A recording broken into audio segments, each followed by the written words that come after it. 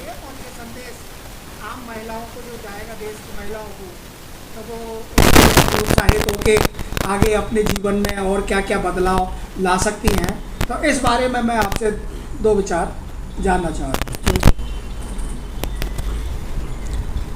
वंदे मातरम, जय हिंद, जय भारत। और सभी प्रदेश कार्यकर्ताओं को मेरा प्रणाम। और हम लोग आज बहुत खुश हैं, उसके वजह से आज मैं सोची कि कार्यकर्ताओं के लिए कुछ बराबर आपने देखा होगा, जनता ही सरकार, जनता ही सरकार, अब की बार जनता की सरकार, अब की बार। और शैडो कैबिनेट के माध्यम से मैं मणिकेश चतुर्वेदी जी के साथ कार्यकर्ताओं के ऊपर चर्चा करने के लिए आज मैं आई हूँ। और मोदी जी ने जो भी अभी महिलाओं के लिए किया, उनके लिए बहुत बहुत धन्यवाद सभी महिलाओं के, कार्यकर्ताओं के तरफ से।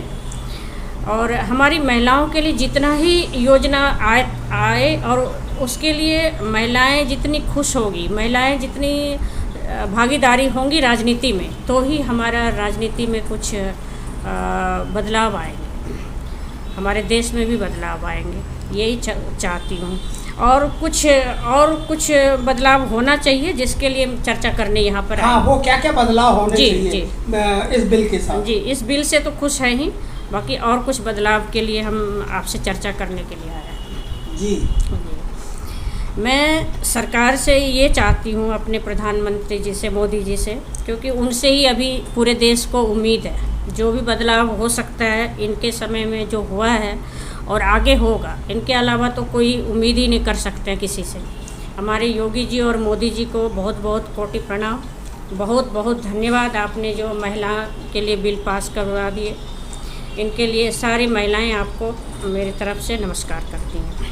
मैं इस चैनल के माध्यम से ये कहना चाहती हूँ कि आपने 33% दे तो दिया महिलाओं को, लेकिन महिलाओं को इसके फ़ायदा कैसे होगी, महिलाओं की माली स्थिति कैसे चेंज होगी, बिल्कुल ये फ़ायदा कैसा ले भी सकेंगी, है ना? उनके अंदर कैसे उत्साह फूटेगा। उनको जागरूक करने की भी ज़रूरी है कि आपके लिए यदि सरकार ने कोई योजना देते और आप तक नहीं पहुंचता और आपको समझ में नहीं आता है कि हम चुनाव कैसे लड़ें, तो उसके लिए ही हम लोगों ने छोटे छोटे वीडियो बनाए हैं कि महिलाओं को चुनाव कैसे लड़ें, या जनता में जाएं, उसकी हेल्प कैसे करें, क्या आपके द्वारा बताए हुए कोई काम होते हैं या नहीं होते हैं, और हमारे जो वरिष्ठ कार्यकर्ता हैं उनको कैसे महिलाओं के साथ देना चाहिए, व्यवहार करना चाहिए, सहयोग करना चाहिए, ना कि उनको आप प्रोत्साहित करो, ना कि डिमोरलाइज करो। छोटी छोटी बातों को लेकर के महिलाएं थोड़ी भावना प्रधान होती हैं, है ना?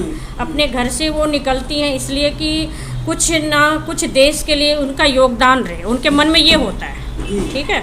और उनका जो मन में है कि देश में यदि बदलाव होगा, कल को आने वाली पीढ़ी के लिए, मेरे बच्चों के लिए जो होगा, वो बदलाव होने की वजह से मेरे बच्चे आज हमने जो देख रहे हैं वो मेरे बच्चे ना देखें, जिसके लिए हम लोग ने रात दिन आंदोलन से लेकर के हम लोग पूरी जान लगा देते हैं कार्यकर्ता। लेकिन महिला कार्यकर्ता के साथ एक बहुत बड़ी प्रॉब्लम ये है कि उनकी आर्थिक स्थिति उतनी अच्छी नहीं होती है। घरेलू जो महिलाएं होती है ना, वो यदि अपने फादर से, ब्रदर से या अपने भाई से, पिताजी से, अपने हस्बैंड से बोले कि हमें कहीं जाने के लिए पैसे दो, तो वो कहते हैं कि राजनीति में जाते हो तो क्या मिलता है, जी जी जी, जब कुछ मिलता नहीं है तो क्यों जाती हो झंडे डंडे उठाने, बिल्कुल, है ना? तो डिग्निटी की भी बात है और उनकी जो है मान मर्यादा है कि किसी से मांगे क्यों। मैं ये चाहती हूँ कार्यकर्ताएं, आपके सारे नेता को आज आत्मनिर्भर होने चाहिए। बिल्कुल, कार्यकर्ता नहीं है तो हमारे देश के कोई भी नेता सक्षम नहीं है चुनाव के इसमें। तो आप चाहे तो ऑनलाइन ही सक्षम करें पहले, है ना? आप शिविर लगाते हैं, ट्रेनिंग देते हैं, समझाते हैं महिलाओं को, तो एक तरह से हम कार्यकर्ताओं को बीजेपी सेना समझ करके ही, है ना? कोई देखो उसमें करोड़पति या कोई प्राइवेट या सरकारी जॉब वाली महिलाएं नहीं आती हैं, कुछ ना कुछ। तो जैसे भारत सरकार अपनी फौज को कितनी सुविधाएं देती है, हाँ, तो हम एक तरह से बीजेपी की जो आप लोग हैं कार्यकर्ता हैं, तो मैं ये चाहती हूँ कार्यकर्ताएं जो है ना, वो एक बीजेपी की सेना के तरह Yes. उनको सुरक्षा भी चाहिए, वो भी सरकार को देनी चाहिए, क्योंकि जब हम आंदोलन में किसी विपक्ष पार्टी के लिए कुछ आंदोलन करते हैं तो हम मीडिया में कहीं ना कहीं आंख पे चढ़ जाते हैं, और यदि हमारी असुरक्षा होती है तो परिवार तो रोकेंगे ही कि यदि तुम्हारी सुरक्षा भी सरकार नहीं करती है, और महिलाएं, सही बात है, घर में भी सुरक्षा नहीं है, सुरक्षित नहीं है, बाहर भी सुरक्षित नहीं है, और खासकर राजनीति वाले तो सुरक्षित नहीं है। मैंने ये बड़े लेवल पर भी बात की कि देखो हम तो हथियार लेकर के घूम नहीं सकते, यानी हम वो तलवार ले कर के तो हम बैग पर्स में लेके नहीं जा सकते, लेकिन आप जिसको पद देते हो मंडल लेवल पर, मोर्चा लेवल पर, जिला लेवल पर, उनको कम से कम अपनी सुरक्षा के लिए आपको औजार मुहैया कराना पड़ेगा।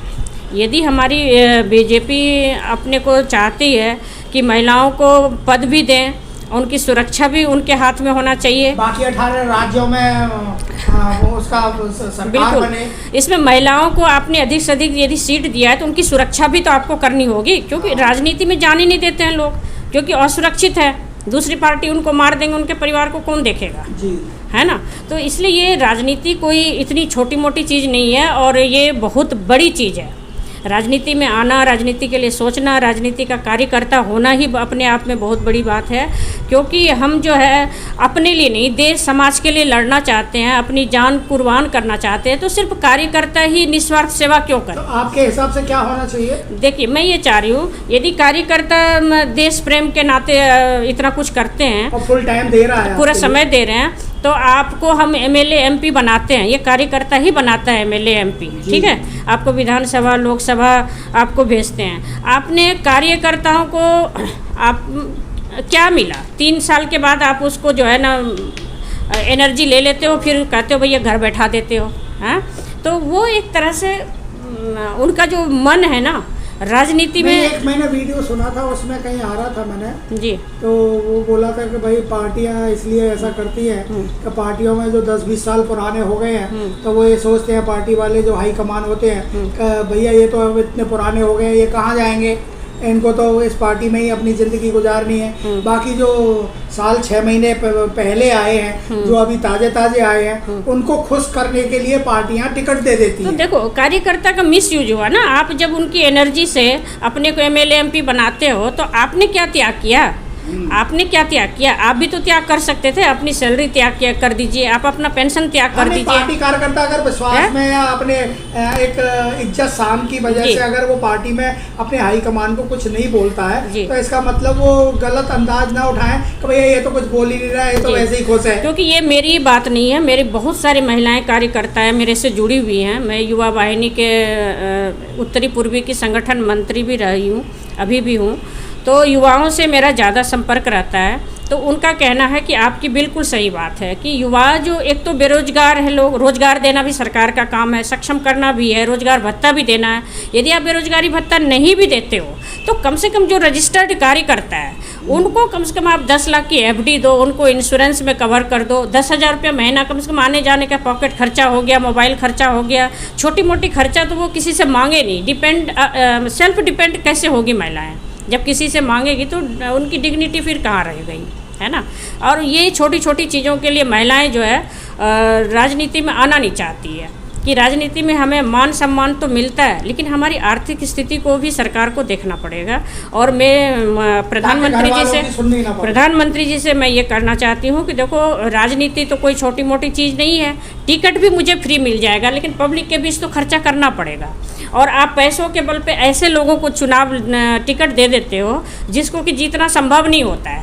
लेकिन इस बार यदि पैसे से टिकट बिके तो ये मान लो वो हारेंगे ना, हारने के बाद उनके हार्ट अटैक ही होने वाले हैं। कितने पार्टी हार गए पैसे लगा के, तो वो हार्ट अटैक हो गया, क्योंकि उनको काम करने का तरीका तो राजनीति में पता था नहीं। आए, टिकट दे दिए। जो 20 साल से उसमें मेहनत कर रहे हैं, जिनको पता है कि राजनीति क्या चीज़ है ना, हमने घर परिवार कैसे त्याग के अपना समय निकालते हैं, निडर होकर के हम लड़ते हैं, वो जो जुनून है, जो राजनीति एक जुनून है, वो चीज़ सब में नहीं होता है। जिसमें जुनून है उसको टिकट नहीं दे रहे हो क्योंकि उनकी आर्थिक स्थिति सही नहीं है। तो आर्थिक स्थिति सही नहीं है, इसका कारण कार्यकर्ता थोड़ो है, इसका कारण भी सरकार है कहीं ना कहीं जिम्मेवार।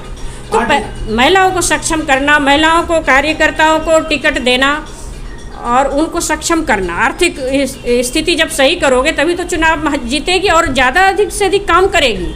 उनको मन में लगेगा कि कुछ मुझे आर्थिक सहायता मिल रहा है, तो महिलाओं के लिए क्या संदेश तो देना चाहते हैं? महिलाएं अधिक से अधिक आएगी राजनीति में और बीजेपी के लिए काम करेगी। निस्वार्थ सेवा करेंगे हम, लेकिन थोड़ी बहुत आर्थिक स्थिति सरकार को, कार्यकर्ताओं के लिए एक योजना पूरे भारत को बनाना चाहिए। हर पार्टी अपने कार्यकर्ताओं को अपने फंड से निकाले, या परमानेंट होना चाहिए, उनकी भी पेंशन हो, उनकी भी सैलरी हो, क्योंकि वो भी कार्यकर्ता है।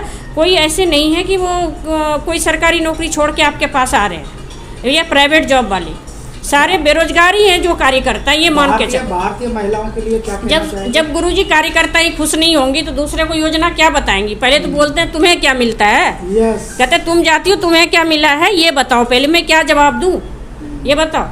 तो इसलिए पहले कार्यकर्ताओं को भी सक्षम बनाने का काम करें, फिर तो हमारे 18 राज्य में ये कार्यकर्ता है, यदि खुश हो गए ना, है ना, ये कार्यकर्ता ही हमारे को सभी जगह हम बीजेपी को ला सकते हैं, इतनी पावर है महिलाओं को। लेकिन महिलाओं को आर्थिक सक्षम आज तक जो है किसी सरकार ने सोची नहीं, और ये होना चाहिए मेरे तरफ से। यदि आप चाहते हो कि मेरे प्रधानमंत्री इस योजना के ऊपर बात करें, सारी महिलाओं को आपने जिस तरह से 33% के दिए, इतनी खुशी है महिलाएं, लेकिन महिलाओं का कहना है कि हम आए कैसे राजनीति में। लेकिन इसके साथ साथ कुछ और भी करना पड़ेगा। हाँ, नहीं, हम राजनीति में कैसे चुनाव लड़े, क्योंकि बहुत सारे सीट है, लेकिन वहाँ पर जाने के लिए जो खर्चा होता है वो राजनीति में तो खर्चा करना पड़ता है। अभी कोरोना नोटबंदी में बड़ी बड़ी कंपनी डूब गई है, सबों की काम छूट गया है, तो किसी तरह रोटी खा रहे, यही सोच लो। देश की महिलाओं के लिए अब मिडिल क्लास के लिए तो मतलब अभी जो सिचुएशन है, हाँ, मिडिल क्लास के लिए सोचना है सरकार को। देश के लिए कोई जो महिलाएं हैं उनके लिए कोई संदेश? सर एक चीज़ और मैं कहना चाह रही हूँ कि आप जो राशन पानी देते हो, आप सिर्फ सिटीजन वालों को दो, और जिनके बच्चे स्कूल में पढ़ते हैं, सरकारी स्कूल में पढ़ने वाले बच्चों के लिए आप खाना स्कूल में ही दो। इस तरह से यदि घर घर में आप राशन पानी दोगे तो इससे ना तो पॉल्यूशन कम, पॉपुलेशन कम होगा, ना पॉल्यूशन कम होगा। और एक पॉइंट हम रखना चाह रहे हैं आज के दिन कि हर स्टेट को डेवलप करने के लिए सरकार तो पूरे पैसे देते ही है, सभी योजना है। हर स्टेट वाले को दूसरे स्टेट में जाने के लिए पहले आप उस राज्य के मुख्यमंत्री से पूछें कि 5 साल में उसने 5 चीज़ उनको जिम्मेवारी दो। जब आप उनको पद देते हो मुख्यमंत्री का, तो 5 साल में, जैसे हमारे प्रधानमंत्री जी ने नया पार्लियामेंट बनाए, संसद बनाए, इन्होंने अपने राज्य में ये सब चीज़ बना के दिखाया। यदि मुख्यमंत्री अपने राज्य में डेवलप करने का कोई बड़े लेवल पर यदि वो कुछ नहीं खोलते हैं, यूनिवर्सिटी, हॉस्पिटल, है ना, गुरुकुल नहीं खोलते हैं, तो 5 साल के बाद उनको तो मतलब उनकी पार्टियों को बर्खास्त ही कर दो। उनकी पार्टी यदि काम नहीं किया तो फिर से उनको उठने नहीं देना चाहिए कभी भी पार्टी में, चाहे कोई भी पार्टी हो। यदि अपने अपनी स्टेट को डेवलप नहीं करते हैं, दूसरे बिहार राज्य से, बंगाल राज्य से दिल्ली में क्यों इतना ज़्यादा भीड़ लगेगी? भीड़ लगने से ही तो यहाँ ऑक्सीजन की कमी हो गई। यदि हम अपने अपनी स्टेट को डेवलप करें, वहाँ पर ही स्कूल खोले, कॉलेज खोले, रोजगार बढ़ाएं, और ये हो कि जो दिल्ली में आईटी है, जिसकी दिल्ली का आधार कार्ड है, पहले उन्हीं को यहाँ पर रहने का अधिकार होना चाहिए, उन्हीं को जॉब देना चाहिए। जिसके आधार कार्ड यहाँ नहीं बने हैं उनको अपनी स्टेट में रहना चाहिए। जय श्री राम। मेरा थोड़ा सा सरकार की तरफ ध्यान आकर्षण करना है कि दिल्ली पॉल्यूशन और पॉपुलेशन में बहुत आगे है, इसको कंट्रोल करने के लिए कुछ नई योजना बनाएं मेरी तरफ से। यदि कुछ इस तरह की बात निकल गई तो देश के सामने मैं माफ़ी मांगती हूँ। लेकिन अभी इस समय महिलाएं जो है सक्षम नहीं है। कार्यकर्ताओं को सक्षम आप कीजिए, हमारी पार्टी फिर सक्षम हो ही जाएगी। उसके बाद हम लोग जी जान लगा देंगे 18 राज्य में बीजेपी को लाने के लिए। ये सारी महिलाओं की तरफ से है, ये मेरे सिर्फ अकेले नहीं। जय श्री राम। जय श्री राम।